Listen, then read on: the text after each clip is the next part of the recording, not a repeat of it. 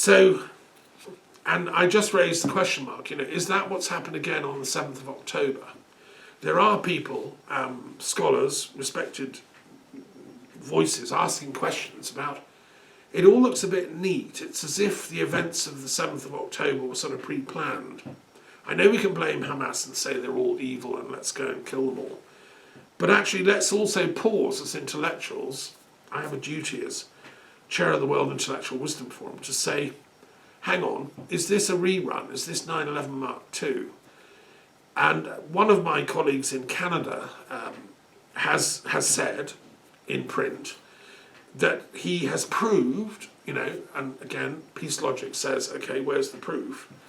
That the attack of Hamas on October the 7th was the result of an infiltration of a certain wing of Hamas by certain Mossad/CIA elements who took it over and made them make this ridiculous attack, knowing, Israel and Mossad and CIA, that it would lead to absolute Armageddon response. So it was deliberate. Well, I would say that's a huge claim to make. I think we, the world community, have the right to see the evidence. And it's really, really important we see that evidence, because that attack of September the 7th of October is being used to not only destroy Gaza, it's also being used to attack and destroy the Palestinian settlements of the West Bank. Over nearly 200 Palestinians have been killed there since 7th of October, and settlers are now just going and terrorising ordinary Palestinians going about their life. They're burning houses, bullying them, beating them and killing them, and also destroying their infrastructure, their olive trees. Most Palestinians live by cultivating the olive, which is a sacred tree in ancient Greek mythology dedicated to Athena, the goddess of wisdom. And it's a sacred tree in Islam and in Judaism. And to destroy an entire people, they're just trying to destroy the olive groves, the Israelis, which is a crime against ecology. So, for all these reasons, I would say we need an inquiry into the events of October the 7th and theories as to who did it and why. And if it was Hamas, then they need to be severely re-educated that that was a total own goal. They shouldn't have done it. Whoever was in the Hamas chain of command planning it should be sent back to study the basics of peace logic. If they claim to be a Muslim, this was a completely anti-Islamic gesture. Okay, so that's Pan-Coup. It carries a lot of, and yes, the role of China's interesting. China's standing back, and I think everything I'm saying would be endorsed by any of my Chinese intellectual counterparts, philosophers in China, of whom I know several, and some are very into peace studies. I'm sure they would like us all to get to the bottom of this, to solve it, to have rational debate, and to bring peace logic to bear on this tragic war between these factions, Israel, Palestine. We're all one. We all share one common humanity. And as Mencius said, the great Chinese sage, it's our gen, it's our human-heartedness that should cause compassion for one another. That's the peace logic of compassion that should prevail here. Okay, let's move to look at the next card, which is Nebo, who's the Ace of Air. And it's very appropriate we get him as well, because he's the god of education. And everything I'm saying as a teacher and as an educator and scholar. And Nebo is my line manager. He's my boss, because he was the god of writing in ancient Sumeria and Mesopotamia, who invented writing, and all the priests and scribes in the temples of the Middle East used cuneiform writing, which you can see on his kind of jerkin. For millennia, philosophers like me, we learned to write with this cuneiform writing. We had to spend ages as children learning in the temples. And then we learned to write down the sacred legends of the gods, and how the Mesopotamian religion, Sumerian and Babylonian, was very wise, because it said the gods come in the sort of council. There isn't an absolute one god. there's a council of gods, and they elect certain spokesmen or leaders at different times. The absolute god would be An, who's the god of the entire universe, and he's like the absolute god. But in terms of this planet, there's a council of gods, and eventually it was decided that Marduk was probably the chief of that. He was the chief god of Babylon with the biggest temple. He was the god of righteousness who defeated evil, a bit like the Kali legend in India, where Kali comes to defeat evil. So Marduk defeats evil in heroic struggles. But the god I really like is Nebo, who doesn't defeat anyone except through education and knowledge. He's the scholar among the gods. And I think we need more of that. So I've given a talk last week about let's have more peace studies institutes in the Middle East. Why can't we study peace in these countries? In Iraq, in Iran, in Israel, in Lebanon, and so on. I'd love to see a peace studies department in every single one of the universities in these great countries. And I believe peace logic is part of what they should study and teach and research, because peace is like an unknown country. We don't know much about it. We don't know how to generate it.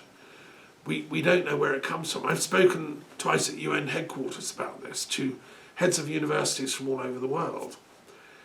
That committee should be reconvened. It was an important forum for universities throughout the world to discuss with each other what are they doing to promote and discuss and research peace. Well, let's get on with it. Let's get back to that, because if we allow the war logic people to have full dominance, full spectrum dominance in academia, then I don't think we're going to survive as a humanity. The voices of peace and peace logic have to be given priority. And so Nebo is definitely on that. In a sense, we're being told this is the problem you're facing: the collapse of civilization, the falling tower. This is the solution: proper education. And I mean, in Gaza, the University of Gaza was bombed very early on in this conflict, reduced to rubble by the Israeli bombs. They said that the reason they did that is because it was being used by Hamas to train people in bomb making and militarism and how to, which is also wrong. So I would say, don't misuse knowledge for war fighting and bomb making. Use it for peacemaking. I'd like to see the University of Gaza rebuilt as a peace and a peace centre there. These things could be funded by the generosity of the Arab countries of the world, which have a lot of oil wealth, which I think should go into researching peace.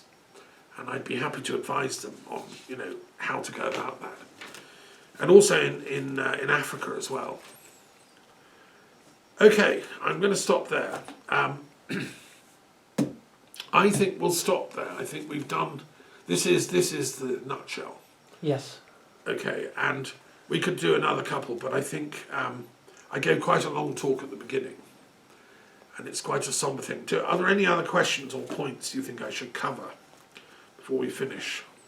I know with those two you're close to the core, I believe. Yes. Right, and you've just been visiting Amsterdam, haven't you? Yeah. That's why we didn't have a philosophy club last week. Yeah. Yeah. Amsterdam's quite an interesting country, city within a country. And I've been researching a lot in my book my paper on the logic of peace. I've been researching today the history of the Jewish community of Amsterdam. Did you go to a synagogue, or did you? I saw something inside a related church. To the Jews. I walked just along a park. Yeah. With a river. It was a little bit really left. It seemed left behind. Right. Everything was growing really high, and it wasn't really a proper way to walk. But I tried. Okay, you got through. Yes, and strangely, I looked on my right, on the other side of the river, I saw graves. Mm.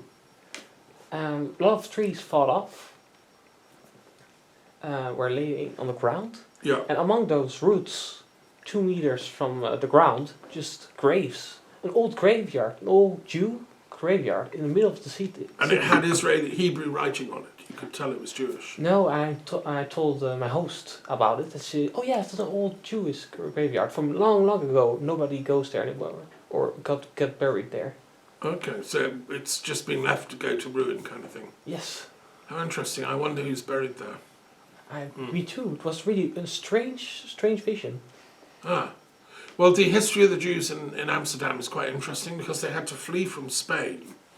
After 1492, they were kicked out of Spain by the Catholic king and queen, the government, along with the Muslims. And the Jews were given a choice. You could either convert to Christianity, in which case you could stay and be called a converso, or you had to leave the country. And a lot of them chose to leave, and a lot of them went to Holland, Amsterdam, because these were highly educated people. They were traders, merchants, people that understood, international markets and all this kind of thing. And they helped make Amsterdam such a great trading centre that it then became a great centre for the Dutch Golden Age, if you want. Yeah. And so the synagogues of Amsterdam, most of them remained believers in the Jewish faith, and they would go to the synagogue. And so I've been researching that community among who were the philosophers, who was studying logic among them, and what's been the contribution of Judaism to the evolution of a peace logic. And it's like a gold mine. I feel like a kid I've just discovered gold, because the most important is Maimonides, who was from Cordoba, which is my favourite city in the world after Gere. And he was he brought Aristotelian logic into Judaism, and he said we have to think logically. Let's be Jewish, but let's be logical Jews, and let's look at our teachings in the Bible in a logical way. And that was really amazing stuff. And then other philosophers took a leaf out of his book, and that's the beginning of rationality and logic applied to biblical studies. That was going on in Amsterdam. But there were some people that wanted to go even further and said, look, there are things in the Bible that are not logical. It can't have been written directly by Moses. It can't be divine. It must have been filtered through fallible human beings, these texts. So there was a big war in the Amsterdam synagogue between literalists who took the Bible, every word was written by God through Moses, or the prophet of the day, versus those who said, no, let's study this historically and critically. And Spinoza was on the side of let's look at it critically, And I found today a chap in Amsterdam who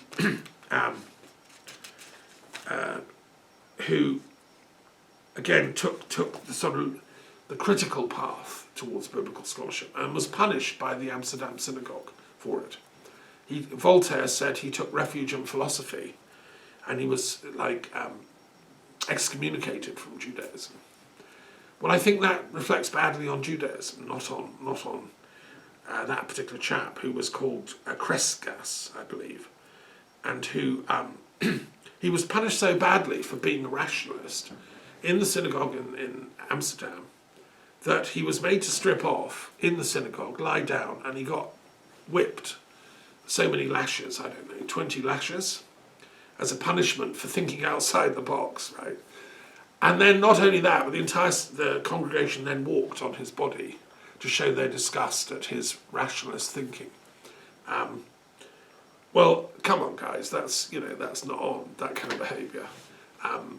I probably deserve 100 lashes and to be walked on by most religions, but I still maintain, as did Voltaire, that he had the right to philosophise. And unfortunately, in the later, the 19th, 20th century, that guy was rediscovered by Enlightenment thinkers like Herder, and he was turned into a sort of saint of philosophy. And I'm with them. So that was.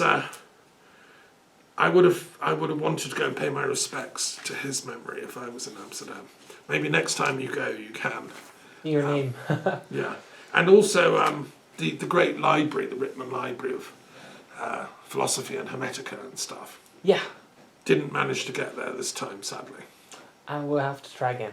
Try next time. Yeah, that is definitely worth a visit. It's got the largest collection of esoteric and hermetic books going way back. You know, it's incalculable, its importance. So, and there is a professorship in Amsterdam at the University of Esoteric Philosophy.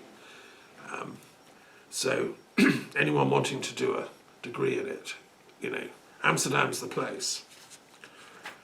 Right. Anyway, welcome back to France. Thank you. Yeah. Good. Okay, thank you very much, and may there be peace on earth. May we develop a peace logic, and may we follow the teachings of Nebo and avoid the collapse of this planet, which is a beautiful place and has so many wonderful things going on. Let's emphasize the good and find a logical solution to these problems, such as, and I haven't mentioned it very much, but such as the Ukraine-Russia conflict, which again is ongoing. And let's use peace logic to unthink the logic of war here. And my Russian philosophy friends, you know, would like to do that, and my Ukrainian philosophy friends as well. So let's do that together. Okay. Thank you. You too.